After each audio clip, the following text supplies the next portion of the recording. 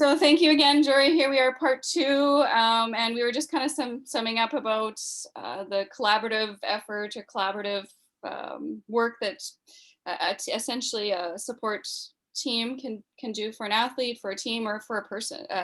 Everybody's a person, for someone who's not necessarily an athlete. So, Sure, yeah, absolutely.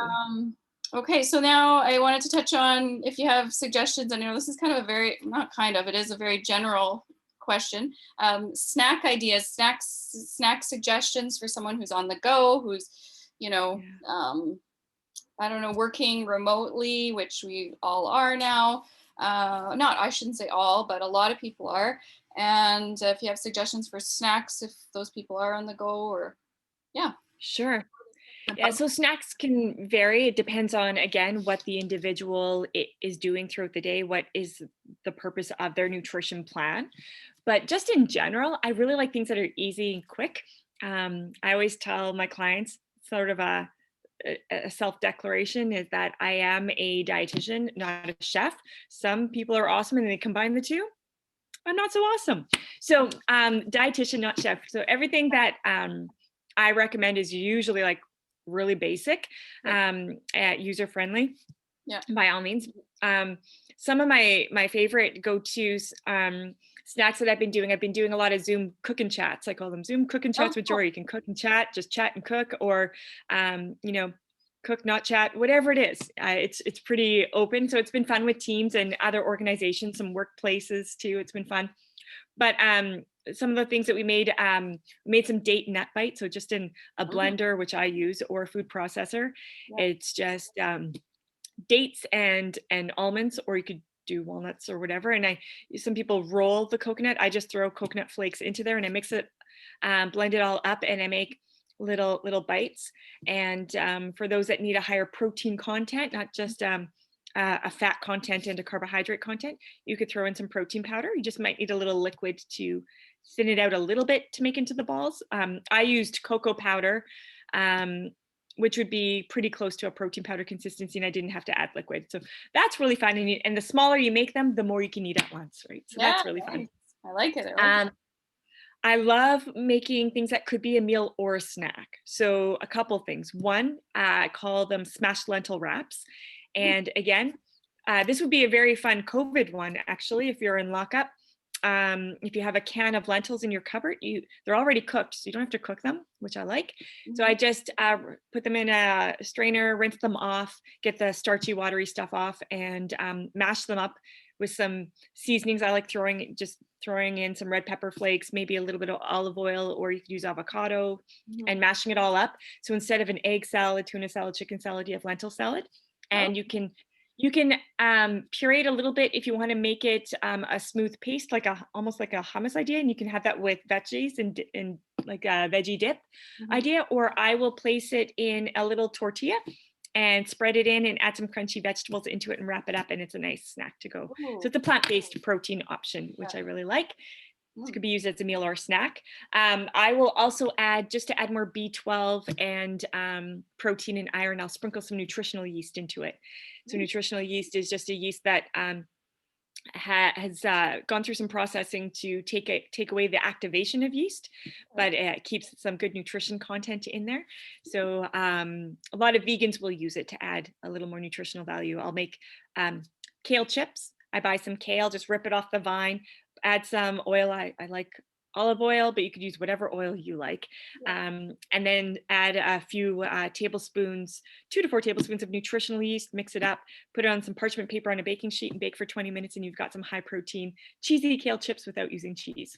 So I like that as a snack. You could do it with popcorn too, the exact same thing. I like high protein pancakes, and there's no protein powder involved. Again, if you have a blender, if you don't mind it being a thicker consistency, you can just mix it in a bowl, but I like a little more pancake texture.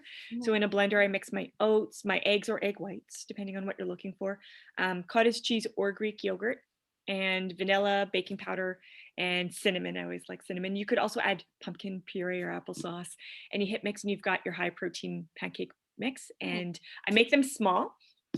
And then for treats, or for younger athletes, you could put some nut butter or an alternative to nut butter like wild butter or pea butter and some honey and cinnamon, and it's like a pretend cinnamon bun.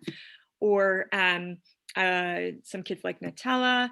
Mhm. I like to eat them warm with topping it off with some Greek yogurt, some frozen berries, and a little drizzle of maple syrup. And or you could use the little pancake each is like half of a bun, and you can make an egg McMuffin idea. So those Nice. are quick, easy meal Yeah. slash snack options that you could, have pre-made. And so when you're stuck or it's the end of the week when you don't have any food in the house, and it's like, oh, right, I've got these things in the freezer. The Mhm. energy bites freeze well. The high protein pancakes freeze well. So those are some things that you can do. Yeah, I know definitely in the past I've made energy bites, but not with dates. I definitely want to try that recipe out. And they're so handy to have. Just open up the Yeah. freezer and grab. And then my little guy, he sees me grabbing them. He wants some too, right? So, Yeah, absolutely. Oh, my favorite no bake energy bite recipe though, I've been doing this for like a decade. It's embarrassing, but I've been doing the same one. It's peanut butter and honey and Rice Krispies and oats and chocolate chips. And you can add in, if you want some hemp hearts or chia seeds or whatever, or craisins or something that you can add into there. But the Rice Krispies add a nice sort of wafery crunch yeah. idea. So that's my favorite. My daughter loves those ones. Yes. Oh, yummy. Sounds really good too. Oh, okay. Yeah. So, and uh, wait, my computer's talking to me. Um, so the next question. Oh, my screen. I lost my screen. Okay, there, you're there again. Next question I had was related to protein options. I know that again, I'm asking very general questions, but Okay. um, so good protein options, I guess, for athletes or for active people. And I know that, that there's a lot of answers there, but Yeah. yeah, But it's a question that comes up with, I would say, like 90+% of the people that we work with, right? right. So whether they're athletes or not, it's all about, well, the big trend is macros. So it's all about the macros, not even just Yes. protein. But Can you define what's a macro? yeah, macros are those big nutrients, your carbs, protein, and fat. They all want their macro profile. Give me my macro profile. What do I need? And So instead of so saying and carbs, protein, and fat, they say I gotta deal macro. with my macros. Okay. Yes. Okay, because that's a new. Very trendy right now. So Okay. yeah, Uh, it's like, I want to do this. Can you tell me how many macros I need in a day? It's like, okay. okay, I can, but Okay. let's So this is good for me to understand because my sister uses this term a lot, and yeah, and I'm like, yeah. "It's So she's just yeah, talking about protein, fat, and carb, that like yeah, yeah. It's like carbohydrate, right? Big fancy word for foods that break down into sugar, yes, yeah, right? So yeah, macros is the cool way to say these are the big nutrients. Macro would be the carbs, protein, fat. Micro are your vitamins and minerals and okay, micronutrients, right? So, yeah, but it's trendy right now to get your macro profile. I need this right, many grams of protein, fat, carbohydrate to get to this goal, right? okay. So now you're trendy. You can do macro profiling. I mean, it's fine. It's easy to count up. It's just math. It's fine. Yeah, But for protein, I always say, uh, what what do you sometimes it's what do you feel safe with, because some of my clients don't feel safe with certain foods, right? So, and what do you feel safe with in terms of protein? right. What nutrition program or planning do you want to incorporate into your life? Some are not vegan, but they want more plant protein options. They're just Mhm. following more, whether it's for, sustainability, um, blueprint, whatever that might be. They want to make sure that they're including more plant-based proteins. So um, it could be various sources. So if you like meat, that's an option. Mhm. Um, it could be beef, pork, if you like poultry, chicken, turkey, Yeah. those sort of things. Others will like bison, they'll like duck. Mhm. Others will like fish, some will like seafood. Um, and then of course there's your pulses. So your beans, your lentils, those sort of things, your chickpeas, your edamame beans, which are baby soybeans. Mhm. So there's a lot of protein options. eggs. There are now milk options that are very high protein and low carbohydrate, such as Joya or Fairlife. So each of those are 14 to 15 grams of protein per cup versus 8 grams per cup of regular dairy milk. So it's just ultra filtered, keeping that high protein profile. And the carbohydrates are about 6 grams per cup instead of 12. For chocolate milk, it's only 13 to 14 grams of carbs instead of, almost 30 grams of carbs. So it's you can find based on what it is that you like. Some people just need to understand that if they're going for an almond milk, a cashew milk, an oat milk, you can get, good calcium. They're adding vitamin D, but most don't have a protein profile. So it might get 1 gram per cup. So just to understand where your protein sources are coming from. I love little cans of tuna because those little cans, flip top cans, they're so convenient. I really like spicy Thai tuna because I throw that into salads and wraps. But there's 15 grams of protein in that little thing. How fantastic, right? Wow. You can get a large can and get like 30 grams of protein if you want to. Yeah. Eggs are great. 1 egg is 6 grams of protein. So it just depends on what your macro profile is. For most people, most research is suggesting 0.35 to 0.4 grams of protein per kg of body weight. For the day, per kg of body weight gives you your protein for the day. You divide that about between 4 to 5 feeding times or nourishment times or meal snack times. And that's for active or inactive or just in general, like across in general. They're finding as we age, we actually need more protein. So the 0.8 grams per kg of body weight, kind of not holding up to current science. It's most people, not athletes, most people need about 1.2 grams per kg of body weight. This is for adult population that I'm talking about. Well, I know for a fact, I've been following this one lady on Instagram, and oh my goodness, she must be in her 70s. And she just started like lifting heavy and big a few years ago, is what she says. And I forget the name of her page, and she's ripped. And she showed pictures of herself 3 to 5 years ago. I can't remember how many years ago, but it wasn't very many. And she has made a lot of changes in her body composition, but you can tell she's enjoying herself. Like she's not. That's important, right? Yeah. She's not just doing it to like have these jacked muscles and at 70 something years of age. She's loving life, and she's happens to also be fit and having fun in the gym. And I'm just like, wow, I hope I'm like half as active as that, because, it's just that, being able to be active and healthy and live well, but enjoy it, like not have it be like this, like stressful thing that I have to do this and I have to do this. It's like, no, I'm enjoying being active and healthy and eating well. So that's great. Sorry, I interrupted you there. Now, more about the protein. Was there other, I guess, you could, other sources you could get, because it'll all add up, right? So you could you could even look at hemp hearts, chia seeds. Those will have protein content in there as well. So if someone is looking to add on more plant-based, decrease some of their animal-based proteins, or maybe they have an intolerance to lactose, the milk sugar, or perhaps they have a sensitivity or an allergy to milk proteins, casein or whey. So if it's an allergy, then they need other alternatives other than dairy protein options. I feel very blessed. I'm not intolerant or allergic to anything dairy. So I like it. But there are some people that for various reasons are choosing not to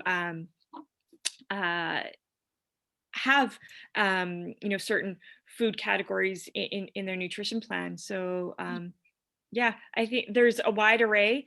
You can balance out adding your beans and lentils and mixing it in with a grain option, because you'll get some protein from the grain option. And then when you combine them, then you've got a nice complete protein. So cool. And can we touch on carbs at all? Do you have some thoughts there? I know that's another.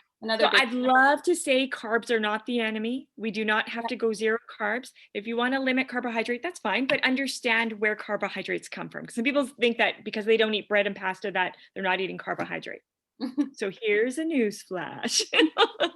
If you eat certain vegetables, Yeah. let's say potatoes, sweet potatoes, carrots, peas, um, corn, all these things also have carbohydrate. And if you eat enough vegetables, they will add up in Yes. carbohydrate, even if it's broccoli. Yeah. And broccoli also has some protein in there, right? So I think a gram in a cup or something like that. So you'll get some protein out there too. But for carbohydrates are in your vegetables and fruit. Mhm. Carbohydrates are in your grains. Carbohydrates are in a lot of plant-based proteins. So your lentils, your chickpeas will be very high carbohydrate, which Mhm. also means they're very high in fiber Mhm. in those contexts. So yeah, carbohydrates are foods that break down into um, glucose or sugar.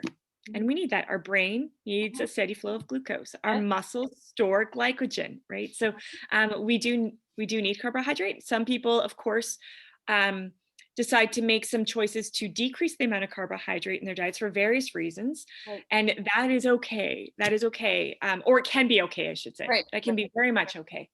Um, and or if they want to decrease, the amount of, jelly beans, for example. I don't know. I like jelly beans. Yeah. S- Great, decrease that because it's something that doesn't maybe add nutritional value. But if you like jelly beans, they Mhm. can add to your health and performance plan. So include them. Just figure out with your team of support, whether it's your doctor, your dietitian, whoever your nurse, whatever. Um, figure out if how can these fit in based on what your goals are.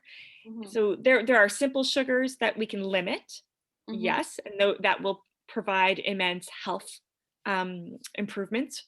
Same thing with the types of fats or the types of protein. So highly processed foods, we don't have to avoid. You can if you want to, but you don't have to avoid them. But you Mhm. might want to strategically put them into your nutrition plan, so Mhm. that way you're supporting your health. So Yeah. yeah, carbohydrates are not evil. No. They actually serve a purpose, and but there are some people that do well on lower carbohydrate meal plans, and there are some people that won't. So you just have to figure out what type of person you are and what you're trying to get out of that nutrition plan. Okay. And do we have time to touch on fats as well? Sure, Okay. sure. So fats are awesome. Fats, well, our brain, what is it? Is it 60% fat? So we're all fatheads? We won't just call each other that though. But fat should be embraced. I wish fat wasn't looked at as such a negative word. Fat is Yeah. awesome. Fat adds texture, adds flavor. Yeah. Fat in the body actually helps insulate organs. So Yeah. we do need fat. Fat actually helps absorb certain nutrients that we are having. So vitamins A, D, E, and K, fat soluble. So if you're taking vitamin D supplement, most of us are, to keep our immune systems a little Yeah. bit stronger. So if you're taking vitamin D, it's best taken with a meal or snack that has some fat content because it is fat soluble. So fat plays an important role. We all know about omega 3s. Mhm. Omega 3s are amazing fat. So it's going to be found in fatty fish. They're found in ground flaxseed. They're found in um, chia seeds, hemp hearts, nuts and seeds. Walnuts are very high omega 3 content. So you definitely oils, your canola oil, olive oil. I know some people are fearful of the canola oil. I'm not. Um, there's tons of great oils out there that you can use, fats and oils. So we don't need to fear fat. Now it is double the calories than a carbohydrate and protein food source. Okay. But because it adds satiety, it's Mhm. really great to add to your meals and snacks so you do feel fuller longer. So Mhm. that way you can be in a mindset to be able to have more of a control you can make a sound decision whether you want to eat something or not because you're going into your next meal or snack hungry but not famished, right? So Yeah. fat can really play a really great role around that. So yeah, and it adds nice texture too. I don't know. If I had to go fat free, that would be really hard. And it would be actually quite unhealthy, to be honest. Yeah. No, I've again, for someone who don't really follow a meal plan personally. I just try to make healthier choices more often than not. But I also have a sister who did bodybuilding, so I saw that side of it where she's literally weighing her food, and she had a very strict meal plan from her bodybuilding coach, um, and it's just like, oh, like that's a whole nother side of it, and it's interesting because it took a lot of work And you know, but for me personally, what works for me is I just try to make healthier options more often than not. And That is the most sustainable role that you can have. I that's it. believe that's the healthiest version of a nutrition plan. I don't know how many calories I eat. I don't follow a meal plan either. Yeah, I will set people up on meal plans if that is where they feel like they really need to go. right, But someone else's meal plan is a self-help book, and it'll provide some good guidelines, some right, context. However, it's not designed for you as an individual human being, right. right? And that's where I said, well, I can start something. However, let's do some follow-ups and let's start tweaking it so it works for you. Hmm. It's not Jorie Janzen's meal plan, it's now Melissa's meal plan. Yeah, And the recipes that I put in there are ones that I do. They're very, um, well, even if we're looking at diversity and inclusion, they're very white female type meals that I put in there. hmm, Is that going to work for everybody? Absolutely not. So we need to work together and educate each other in terms of what is healthy. Yeah, the Mediterranean diet is probably one of the most studied diets out there. So they say it's the healthiest diet. But I question if that's because it's been the one that's published the most, hmm, hmm, right? I think we need to get outside and look at cultural diversity and what's healthy in each culture and take that and emphasize that versus, no, you can't eat white rice. It's part of your culture, but you can't eat it. You have to eat this way. Really? hmm, So I really question our programming of how we set up meal plans. Um, I look at even in terms of athletes and looking at energy availability. I think a lot of nutrition plans show a lot of deficit, and that's enough to actually offset hormones where it's impacting testosterone levels, where it's impacting hmm. estrogen levels, and Yes, and it's impacting sleep, which impacts a ton of hormones, human right. growth Mood, hormone, mood. hunger, fullness hormones. Yeah. So I think that we really need to stop going, here's a one size fits all plan for bodybuilder.com or dietitian.ca. Uh, Right. I think we really need to personalize these nutrition plans and really help athletes and clients in general set up for success based on what's healthy to them. To me, including chocolate is healthy to me. Mhm, I'm going to have dessert every day. mhm. For some people that's a trigger for them. Okay, then don't have dessert every day. But is it preventing you from living life? Going to a party? Well, we can't have Yeah, parties right now. But yeah. things like that, looking at what's restricting your circle of influence or is what you're doing allowing you to have a circle of influence. And does it work for you? Because at the end of the day, that's you're with yourself all most of the time, all the not most of the time, all the time. Everywhere you go, guess what? There you are. So, I mean, if what you're doing isn't working, but this person's telling you got to eat this way, well, maybe you need to think about adding in pieces that work better for you. And so one story that came to mind was I went to Japan. This was back in 2008 or seven. This is before I was still living in BC, and I was the trainer with this hockey team. And so we went to Japan, and they treated us like you know so wonderfully. It was a wonderful experience. And our host there, she she had vegetables for breakfast. Um, and typically, like I knew not that that's weird because people eat omelets with vegetables in them, but she ate like they're just like every morning it was like the dry like the I don't even know what vegetables they were, but it was like just normal. Like just eat the vegetables in the morning. And I don't know. I grew up and I'm used to seeing like the oatmeal and the toast or whatever that is, or the fruits. And so for me, I was kind of like, oh, interesting. Like so, I learned something new. And at the time, it was new to me to see that like just eating these fresh cut vegetables in the morning for breakfast. Yeah. And I know that seems silly, but like and I come from a small town and it was new to me. So Absolutely. We're all programmed and wired a certain way. yeah, And I think it's really important that anytime that we as professionals, whether you're a strength and conditioning coach, a dietitian, um, mental performance, whatever roles we play, we have to understand that when we're working with a client, we have this, maybe we didn't ask for it, but we do have a power of influence. right. And the power that we have, we need to be very careful with.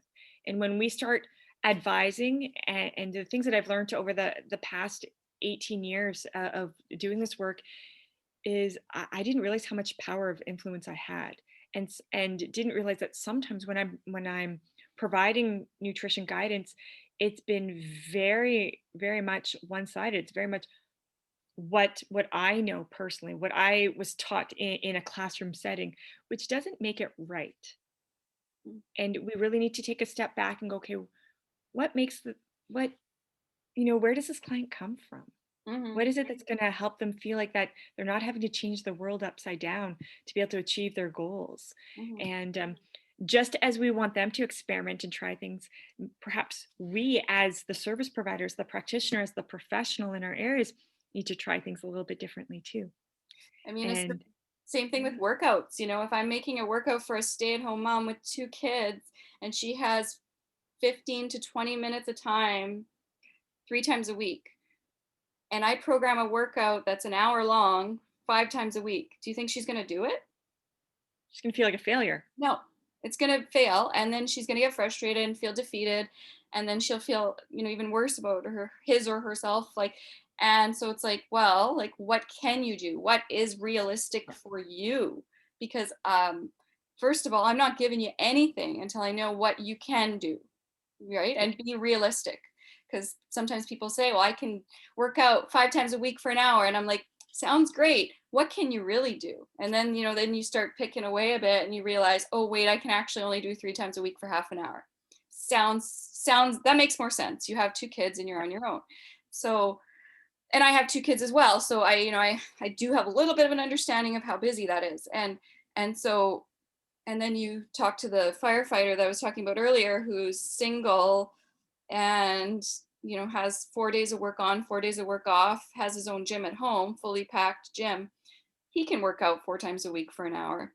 That makes sense.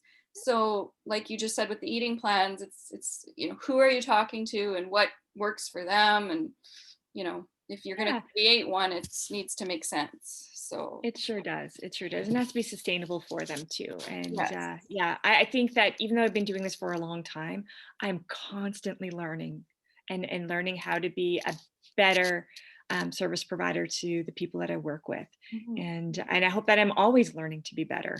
Yeah. I I definitely have changed my style. And it's always I look at, yes, I would love for everybody to achieve their goals. I also look from a different lens now too, in terms of, am I keeping them safe? Yeah. Am I keeping them in a safe space? Especially right now over COVID, Mhm. it's a challenging time for everybody in a different way, Mhm. and for some people to feel like that they shouldn't feel this way. Why are they feeling so stressed? Why are they so out of control? It's because so much has been taken away. It's been given, taken away, Mhm. and so I think a lot of I'm really into the self compassion theory, and I Mhm. think that if we can learn to apply that more towards ourselves, that's why it's self compassion. We have compassion for other people. I think we also need to turn around right back at us. And there's this little acronym that I learned years ago, and it's called LAF, laugh, and it's love, accept, forgive. And we're taught to do that for those around us. And I'm suggesting that we also do that for ourselves. Yeah. Not be so hard on ourselves, and Yeah. yeah. Well, Yeah. thank you, Jorie. I really do appreciate you taking the time to meet with me. And yeah, so once we get some swag, I'll send I'm in. some love your way. Yeah, so many topics, so many angles. So if I haven't scared you away, I'm happy to come back. You let me Yes, know. It'd yeah, be for fun. sure. We will definitely love to have you back. And I do appreciate your time. So all the best to you and your family. And I'm sure we'll be in touch in the future. Thanks so much. Right back at you. Okay, take care. All right. Bye. Bye.